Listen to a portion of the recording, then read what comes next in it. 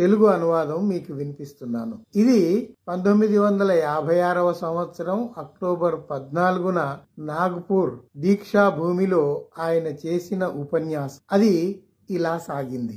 నా బౌద్ధ సోదర సోదరీమణులారా, మనిషికి ఆహారం మాత్రమే సరిపోదు.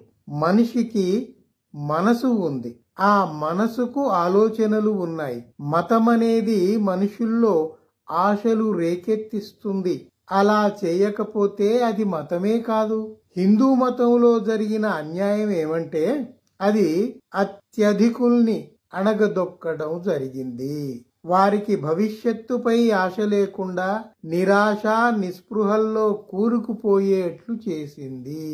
నేను నా సహచరులతో కలిసి ఆ మతాన్ని వదిలివేయటానికి ప్రధాన కారణం ఇదే.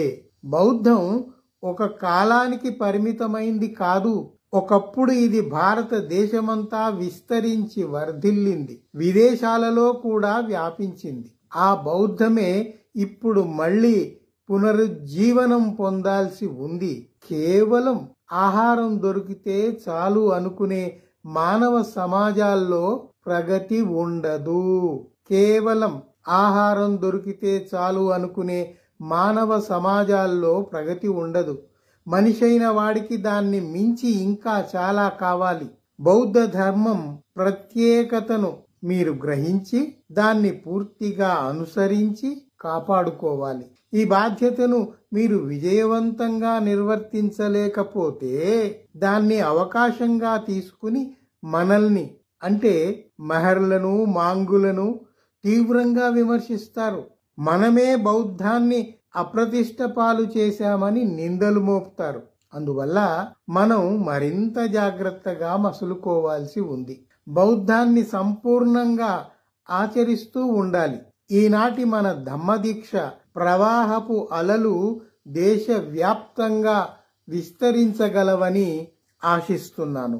ఇది మళ్ళీ బౌద్ధ దేశం కాగలదని విశ్వసిస్తున్నాను. మన భారతదేశానికి బౌద్ధం తప్ప మరో ప్రత్యామ్నాయం లేదు.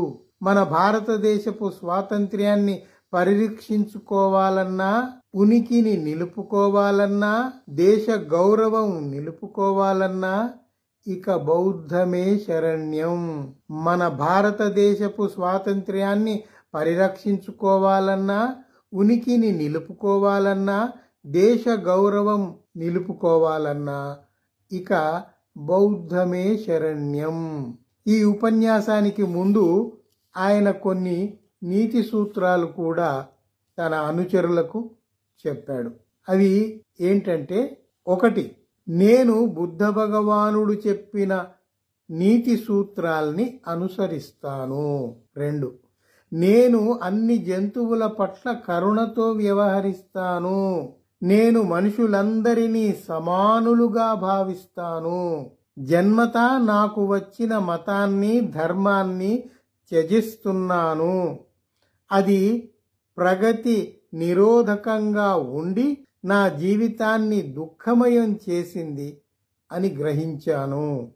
అందుకే బౌద్ధం స్వీకరించి బుద్ధుడి శరణు జొచ్చాను. 5. మనుషుల్ని హీన దృష్టితో చూసే ధర్మాన్ని త్యజించి మానవీయ విలువలు నిలిపే బౌద్ధం స్వీకరించి స్వేచ్ఛా మానవుణ్ణి అవుతున్నాను.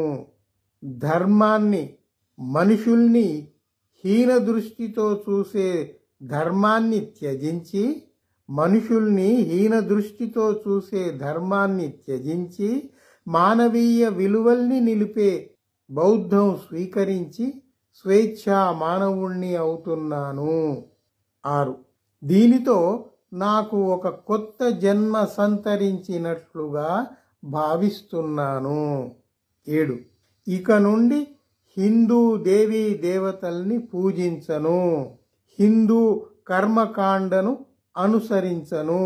మూఢనమ్మకాల్ని నమ్మను, వ్యాప్తి చేయను. 8. ఇది చాలా ముఖ్యమైనది. ప్రజ్ఞ, సన్మార్గం, కరుణ. ఈ రోజు నుండి బుద్ధుడు చెప్పిన 3 సిద్ధాంతాలు తప్పక పాటిస్తాను. జీవితాంతం తప్పక పాటిస్తాను. అవే నాకు మార్గదర్శనం చేస్తాయి. సాహో బుద్ధం శరణం గచ్ఛామి, ధమ్మం శరణం గచ్ఛామి, సంఘం శరణం గచ్ఛామి అని ఆ రోజు డాక్టర్ బిఆర్ అంబేద్కర్ తన ఉపన్యాసాన్ని ముగించారు.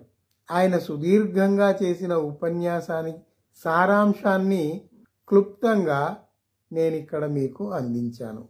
మీరు కూడా ఆలోచించండి, మిత్రులతో చర్చిస్తూ ఉండండి. ప్రస్తుతానికి ఇంతే. తర్వాత మరొక విషయం మీద మరోసారి మాట్లాడుకుందాం. అంతదాకా